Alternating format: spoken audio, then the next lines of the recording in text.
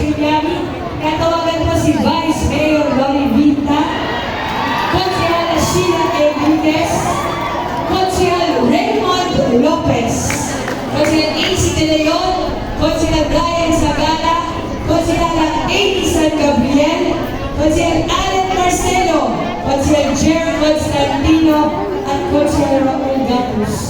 At dahil siyempre, ang anak ng parulan ay si Konsehal Raymond